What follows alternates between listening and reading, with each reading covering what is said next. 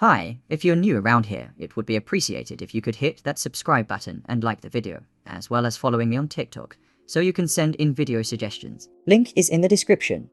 Anyway, let's get into today's video. Now, as you know, many top managers have failed at Manchester United in recent years, including David Moyes, Louis van Gaal, Jose Mourinho, Ole Gunnar Solskjaer and Ralf Rangnick. So what makes this mastermind different? Well, first, let's talk about how he set up his old Ajax side. By combining the German school of gegenpressing with elements from Johan Cruyff's football philosophy and the Dutch total football, Erik Ten Hag has implemented a unique vertical passing style of play that dominates opposition by exploiting overloads and interchange of positions. Last season, Ajax's performance have led to some remarkable stats. They cruised to the Eredivisie title by scoring 83 goals in 28 matches, winning 23 of them. As well as that, they also managed 20.7 shots per game, which led to an outstanding 2.93 goals per game. Despite that, their 15 goals against is even more remarkable, by conceding only 0.51 goals per game. Like Pep Guardiola's Barcelona, Ajax is the master of keeping possession, with an average possession of 62.7% and 638.4 passes completed per game.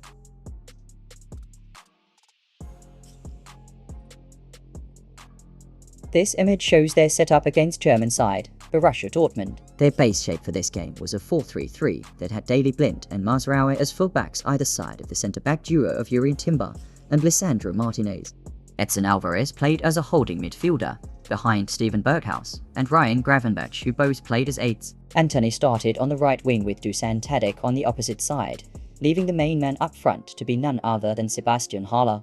Ajax are a team that like to rotate their formation during game, but this seemed to be their main structure. The two wingers played on the outside of Dortmund's fullbacks, while the positioning of Mazraoui and Blind often changed, as Mazraoui often inverted to retain control in the middle. As for when Gravenberch and Berghuis would push further up. This situation on screen now just shows how well structured Ajax are in possession under Ten Hag. Alvarez has just played the ball back to Timber. The young centre-back has taken the ball inwards, which leaves the space he was initially free. Alvarez realizes this and drops into the initial space. Now we have a classic Cruyff diamond, which links me back nicely to the Dutch total football philosophy which Ten Hag uses by constantly having players move around and changing position. We also have a numerical advantage with a 4-on-2 plus Mazraoui out wide. Ajax now have the balance they want to start the attack. Ajax then break the press and Timber dribbles out from the holding midfield position to continue the attack by breaking Dortmund's midfield line too with a pass into the path of the inverting Mazraoui. That is just one example of Ajax's deep build-up, but even that highlights the understanding of space and importance of structure that Ten Hag has instilled in his players. The emphasis seems to be on filling spaces, not specifically on which player does. Since the ball travelled across, Dortmund moved players towards Antony's side. Mazraoui is seen below, then underlapped to create space for Antony to turn into centrally. The positioning of Ajax, in this case by Gravenberch, created a lot of space for himself to potentially have a shot. This was just one example of how Ajax built up under Ten Hag. If you want to look at Ajax's tactics in more detail for this game, I will leave the link to the article where I did my research on this game.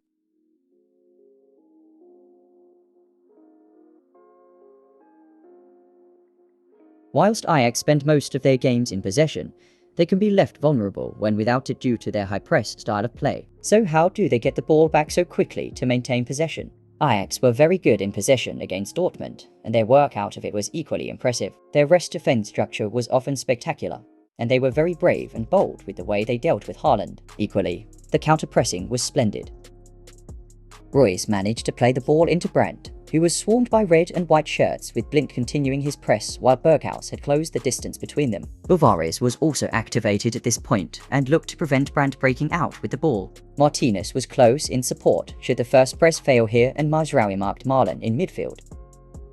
Here we can see how brave Ajax were with their press. Martinez and Timber often made use of a structure in which they would play one in front, one behind against Haaland. This meant taking the risk of playing 1v1 with lots of space behind for one of the best counter-attacking strikers out there.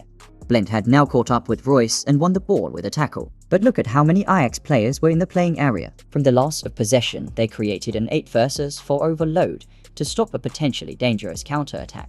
This is a classic example of where the German school of gegenpressing has definitely influenced Ten Hag's setup in his strategy to win the ball back.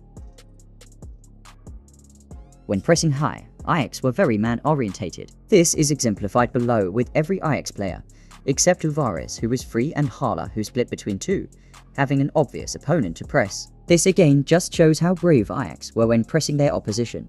For instance, Martinez followed Reus and left Timber 1v1 against Haaland again. Equally, Mazraoui stepped out of defense to follow Brandt here. This setup forced Dortmund to play many balls over the top, which led to one big chance for Haaland, but also saw the two centre-backs sweeping them away. Again, this was just one example of how Ajax won the ball back in this game. If you want to read up about it in more detail, then the link to the article used for this video is in the description. Also, just a quick one from me. If you are enjoying the video so far, then it would be highly appreciated if you could hit that subscribe button. We are trying to hit 10,000 in the next 6 months, so every click counts. Anyway, the game finished 4-0 to Ajax, and the stats certainly back up the result. They finished with 18 shots to Dortmund's 10 with 9 on target compared to Dortmund's 4. They managed a more even 56% possession with 615 passes completed. They also had an 87% pass accuracy. Ten Hag is none other than a genius, and his philosophy has certainly been influenced by many big names in the game such as Pep Guardiola, Ralf Rangnick, and Johan Cruyff. It's also clear that Ten Hag will need to adjust a few elements to his setup in order to keep up with the intensity of the Premier League. We've already seen examples of Ten Hag adjusting to his usual style of play. Want to know 3 ways that Manchester United have improved under Erik Ten Hag? I think that's for the next video, so do make sure you're subscribed if you want to see that. Anyway, thank you for watching as always. Do hope you enjoy it, and on that note, see you later.